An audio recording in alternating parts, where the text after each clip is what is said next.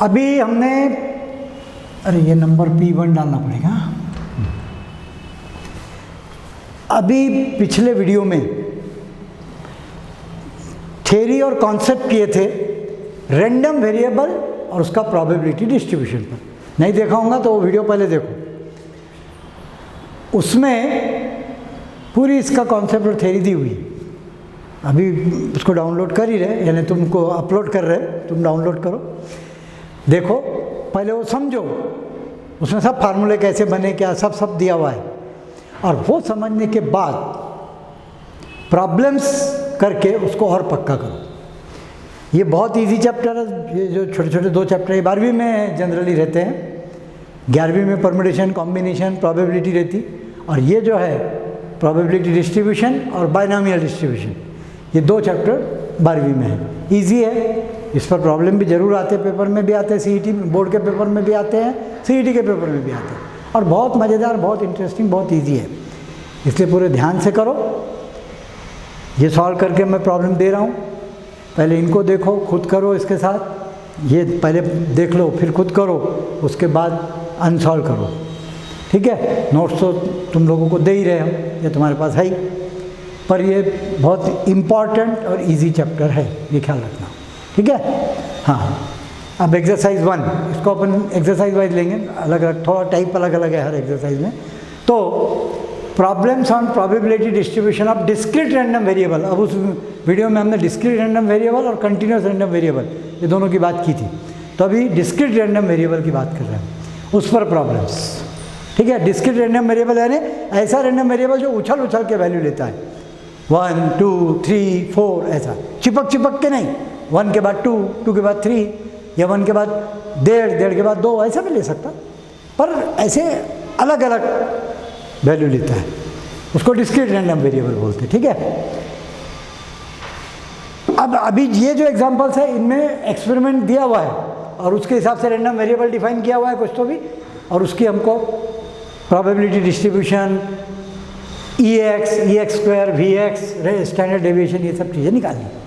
तो देखो, पहला प्रॉब्लम एग्जाम्पल है, या जो कार्यक्रम चल रहा है, एक्सपेरिमेंट जो चल रहा है, वो है 2 कॉइन्स आर टॉस, 2 कॉइन उछाल रहे हैं। इमें लिखने के साथ, ये लिखे हुए के साथ साथ इमेजिन करो जैसे हम ही 2 कॉइन उछाल रहे हैं। हाँ, 2 कॉइन्स आर टॉस, और x हमने इस प्रॉब्लम में x रैंडम वेरिएबल दिया हुआ है, जिसकी डेफिनेशन या जिसका नाम है, या x रैंडम वेरिएबल का सिग्निफिकेंस है number of times head occur. x का नाम क्या है? x रैंडम वेरिएबल है, कुछ रैंडम यानी कुछ भी वेरिएबल है, पर कुछ भी है का मतलब कुछ भी थोड़ी रहेगा, वो देंगे। हाँ, तो ये दिया है, what is x in this problem?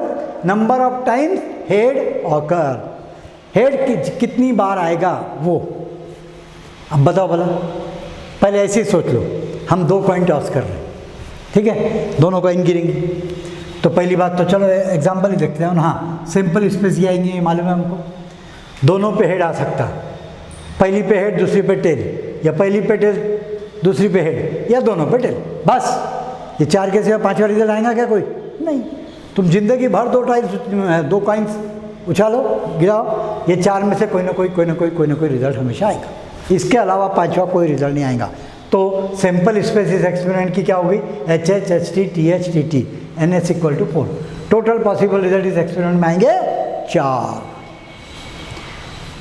अब हमारा रैंडम वेरिएबल क्या है? Number of times head occur. अब बोलो बोला, हेड कितनी बार आ सकता, कितनी बार आ सकता? जब भी आंसर आएगा, हेड कितनी बार आ सकता? पहला 0 बार आ सकता, नहीं हेड नहीं आएगा। 0 बार आ सकता का मतलब क्या होता? नहीं आएगा।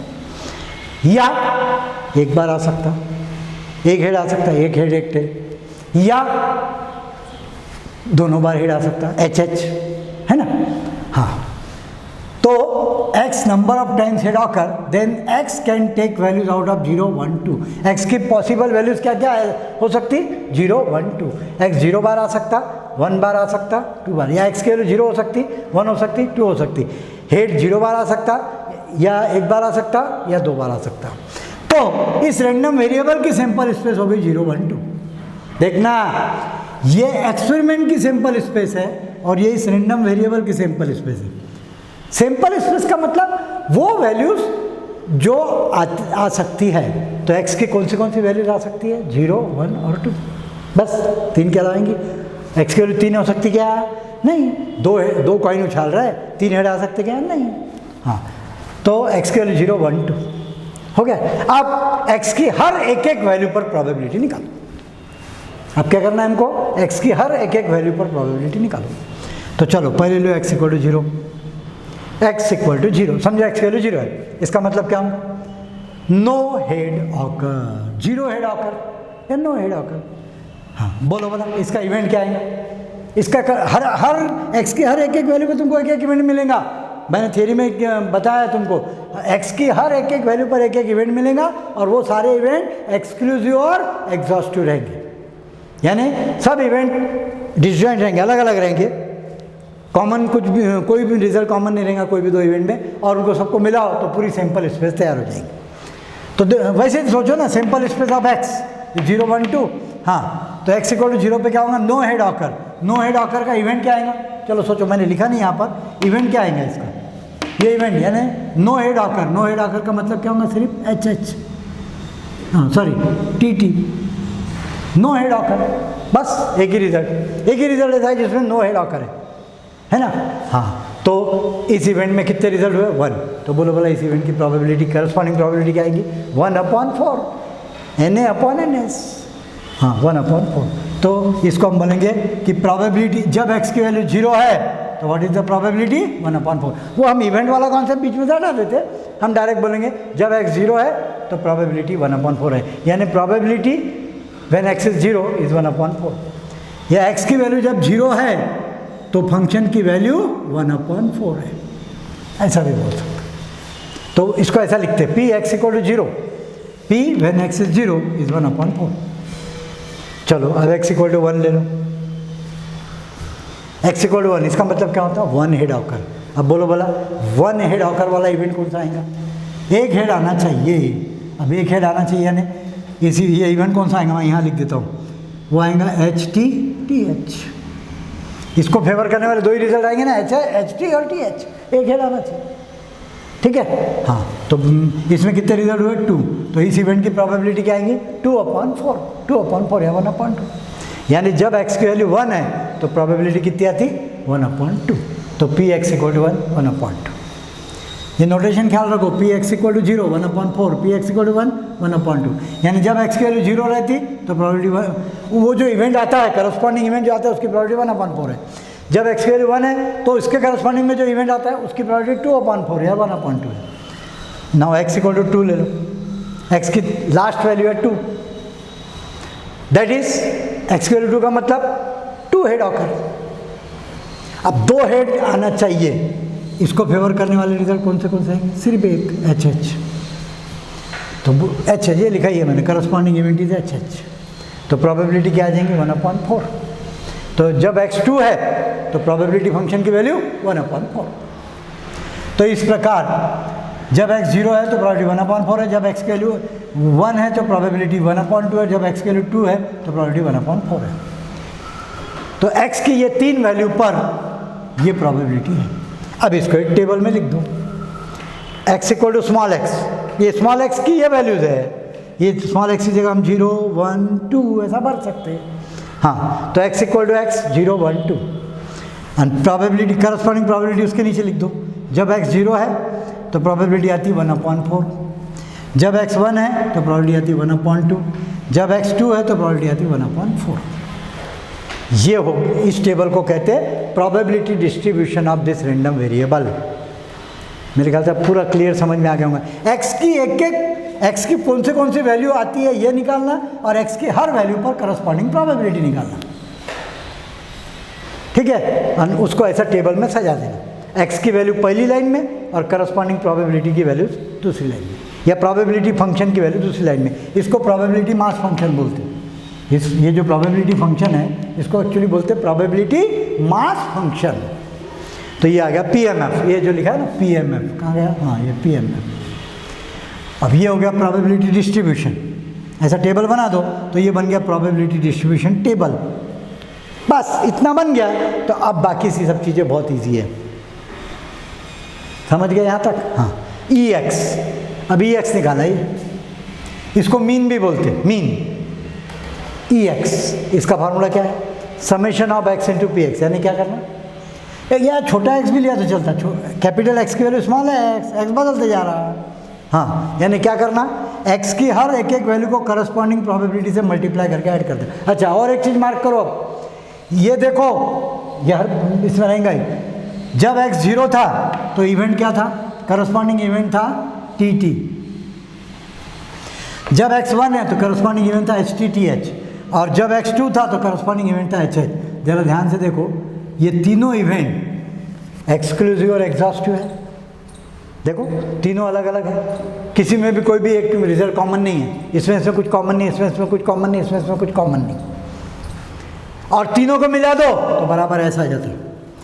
या तुम ये भी बोल सकते हैं ये जो वैल्यूज़ पर ये इवेंट आते, ये इस एक्स को पार्टीशन कर देते। ये देखो ना, पार्टीशन हो गया, ये पहला इवेंट, ये दूसरा, ये तीसरा, 3 टुकड़े हो गए, एस के 3 टुकड़े हो गए, तीनों को मिला दो ऐसा आ जाता। ये ऐसे इवेंट्स को क्या बोलते हैं? एक्सक्लूसिव एंड एग्जॉस्टिव, और वैसे ही रहना चाहिए। एक्स की हर एक एक वैल्यू पर जो इवेंट आएंगे वो एक्सक्लूसिव और एग्जॉस्टिव रहेंगे, और इसलिए उनकी प्रोबेबिलिटीज का एडिशन 1 होगा। ये होना ही चाहिए, ये ख्याल रखना है। ये टेबल को देखो, ये प्रोबेबिलिटी डिस्ट्रीब्यूशन टेबल करेक्ट कब रहेगा? जब पहली बात तो ये प्रोबेबिलिटीज है, इसलिए इनके सबके आंसर 0 से 1 के बीच में रहेंगे। ये सब आंसर 0 से 1 के बीच में रहेंगे, क्योंकि प्रोबेबिलिटी है, कभी प्रोबेबिलिटी कभी निगेटिव नहीं होती और 1 से ज़्यादा नहीं होती। तो ये सब नंबर 0 से 1 के बीच में रहेंगे, और इनका सबका एडिशन 1 आएगा। ये दोनों कंडीशन रही तो ही इसको हम सही मायनों में बोलेंगे प्रोबेबिलिटी डिस्ट्रीब्यूशन टेबल, या ये प्रोबेबिलिटी डिस्ट्रीब्यूशन है। ये सब नंबर 0 और 1 के बीच में होना, और इनका सबका एडिशन 1 होना। एक्स की वैल्यू कुछ भी हो सकती, लेकिन इनकी वैल्यू 0 से 1 के बीच में होना, इस फंक्शन की वैल्यू 0 से 1 के बीच में होना, और सारी वैल्यूज़ का एडिशन 1 होना, क्योंकि ये एक्सक्लूसिव और एग्जॉस्टिव इवेंट्स बनते हैं, इसलिए ये हर प्रॉब्लम में रहेगा, ये ख्याल रखना। अगर ऐसा नहीं है, किसी प्रॉब्लम सताने के लिए ऐसा बोलेंगे, ऐसा नहीं है तो बोलेंगे हम क्या बोलेंगे, ये उस रैंडम वेरिएबल की प्रोबेबिलिटी डिस्ट्रीब्यूशन नहीं है। खैर वो प्रॉब्लम बाद में आते हैं हम। चलो अभी तो ये प्रोबेबिलिटी डिस्ट्रीब्यूशन है। अब मीन ई एक्स, क्या फार्मूला ई एक्स का? एक्स की करस्पॉन्डिंग वैल्यू को प्रोबेबिलिटीज से मल्टीप्लाई करके ऐड कर दो, ये इंटू ये प्लस ये इंटू ये प्लस ये इंटू ये। हर एक्स की वैल्यू को उसकी करस्पॉन्डिंग प्रोबेबिलिटी से मल्टीप्लाई करके ऐड कर दो। बस फार्मूला याद करो, वैल्यू भरो, उत्तर लाओ, मार्क लेके जाओ। क्या आएगा बोलो? 0 into 1/4 plus 1 into 1/2 plus 2 into 1/4, answer आ जाएगा 1। तो ई एक्स हो गया 1। अच्छा, ई एक्स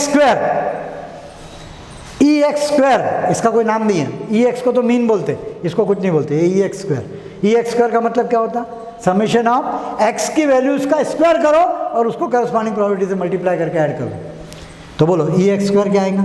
0 का स्क्वायर इंटू 1/4 प्लस 1 का स्क्वायर इंटू 1/2 प्लस 2 का स्क्वायर इंटू 1/4, बराबर है? हाँ, तो ये कैलकुलेट कर लो, ये आ जाएगा 3/2।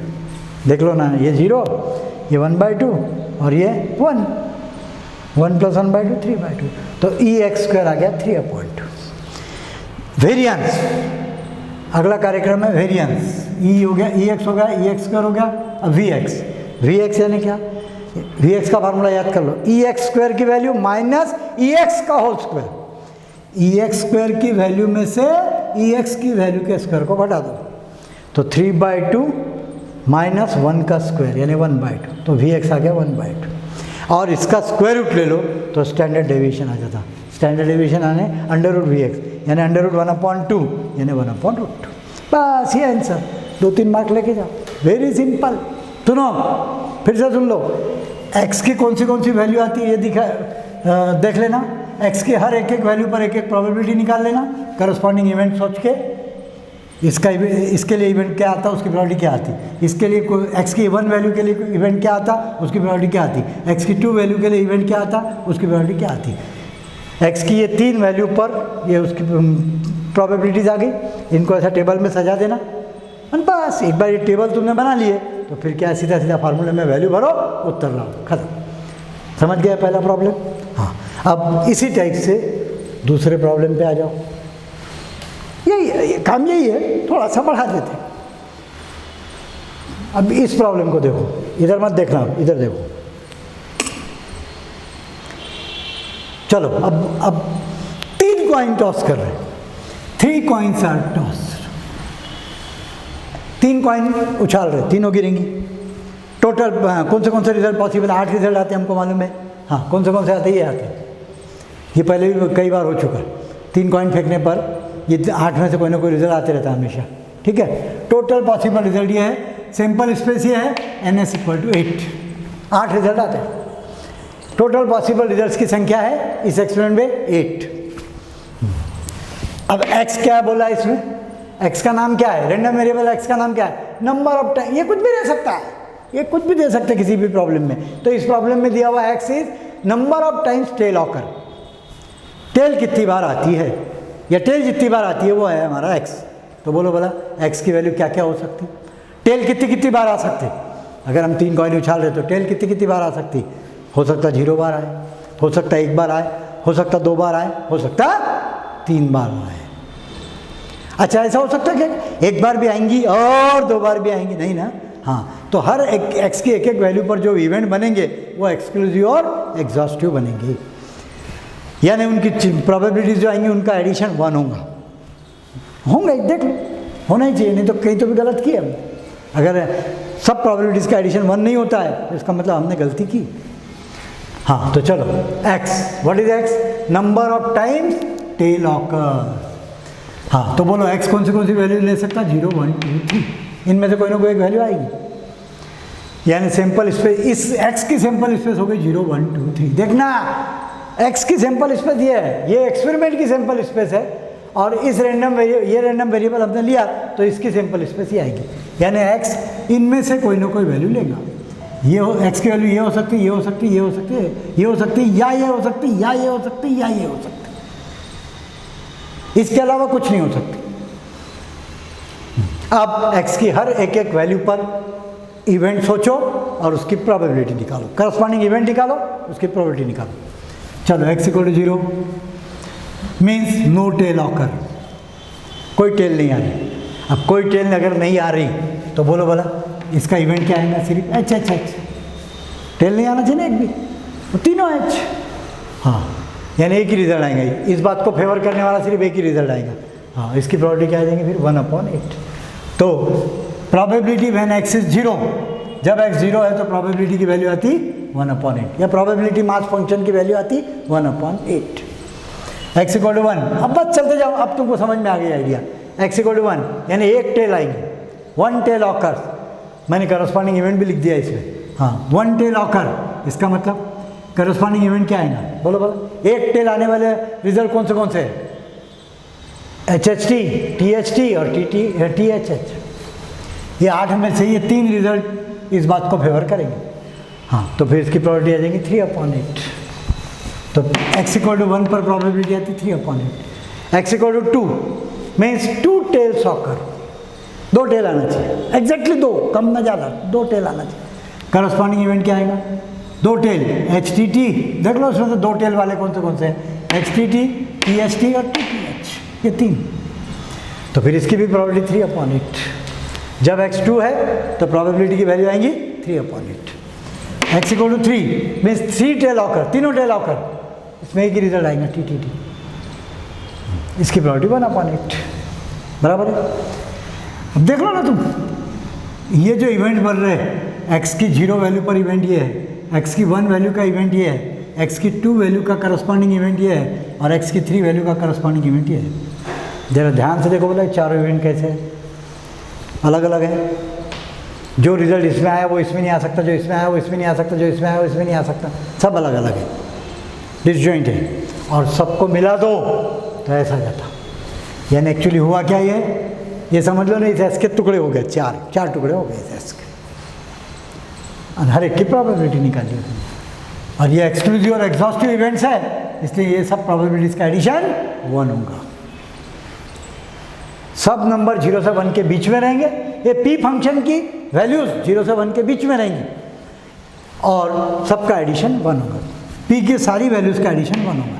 अब इसको मैं टेबल में सजा देता, देख लो ये सजा दिया मैंने, 0 पर इतना, 1 पर इतना, x की 2 वैल्यू पर इतना, x की 3 वैल्यू पर इतना, ये टेबल बन गया। 0 पर ये, 1 पर ये, 2 पर ये, 3 पर ये टेबल में सब आ गया है, पूरी इन्फॉर्मेशन आ गई। x की ये 4 वैल्यू पर px प्रोबेबिलिटी मास फंक्शन की ये 4 वैल्यूज आती, ये चारों वैल्यू 0 से 1 के बीच में रहेंगी क्योंकि प्रोबेबिलिटीज़ है, और सबका एडिशन 1 होगा क्योंकि ये इवेंट्स एक्सक्लूसिव और इसके इनके चारों के इस x के चारों वैल्यू के करस्पॉन्डिंग इवेंट्स एक्सक्लूसिव और एग्जॉस्टिव है। इसलिए बस अब ये अगर आ गया तो बाकी तो सिंपल बात है, फार्मूला लिखो, वैल्यू करो। Mean E x summation of x into P x, x की वैल्यूज़ को पी एक्स की वैल्यू से मल्टीप्लाई करके ऐड कर दो, वेरी सिंपल। ध्यान से देख लो ना, खुद कर लो लगे तो। E X 0 into 1/8 plus 1 into 3/8 plus 2 into 3/8 plus 3 into 1/8, इसका करके आंसर आ जाएगा 3/2। ई एक्स स्क्वायर, इसका मतलब क्या होता है, एक्स की वैल्यू को स्क्वायर कर करके पी एक्स की वैल्यू से मल्टीप्लाई करना है। ये देख लो आंसर आएगा 3, कैलकुलेशन कर लेना। वेरिएंस वी एक्स, फार्मूला क्या है, ई एक्स स्क्वायर की वैल्यू माइनस ई एक्स का स्क्वायर की वैल्यू। तो 3 बाई ई एक्स स्क्वायर कितना है, 3/3, ई एक्स स्क्वायर है 3 माइनस ई एक्स का स्क्वायर यानी 3/2 का स्क्वायर, तो क्या हो जाएगा, अरे सॉरी गलत हो गया कुछ तो भी नहीं, ई एक्स स्क्वायर 3 है ना, ओहो बराबर 3, नहीं बराबर है ना, 9 ही तो आएगा, नहीं हाँ बराबर 3, यहाँ 3 आएगा। ई एक्स स्क्वायर कितना है 3 माइनस 9/4, सॉरी ये सब गलत हो गया, 12 में 3/4 आएगा, बराबर 3/4। हाँ तो वी एक्स आ गया 3/4, तो फिर बोलो ये आ जाएगा √3/2।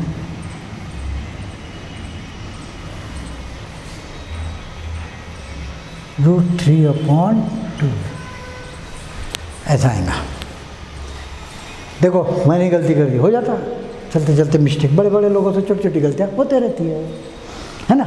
ई एक्स स्क्वायर 3 माइनस 3/2 का स्क्वायर, तो 3 माइनस 9/4 यानी 3/4 आएगा। तो इस प्रकार कुछ भी एक्सपेरिमेंट दिया, एक्स रैंडम वेरिएबल का कुछ नाम दिया, उस पर से करस्पॉन्डिंग इवेंट बना के उनकी प्रोबेबिलिटीज़ बनाओ, टेबल सजाओ, ये हो गया प्रोबेबिलिटी डिस्ट्रीब्यूशन टेबल, उस पर से ई एक्स निकालो, फिर ई एक्स स्क्वायर निकालो, वी एक्स निकालो, स्टैंडर्ड डेविएशन एच डी निकालो। एच डी को वैसे और एक ख्याल रखना, सिग्मा नोटेशन, ये ऐसा भी डिनोट करते, तो सिग्मा बोलते ऐसा, तो ये कि नाम याद रखना, ठीक है। और प्रॉब्लम हम नेक्स्ट वीडियो में देखेंगे। Okay, thank you.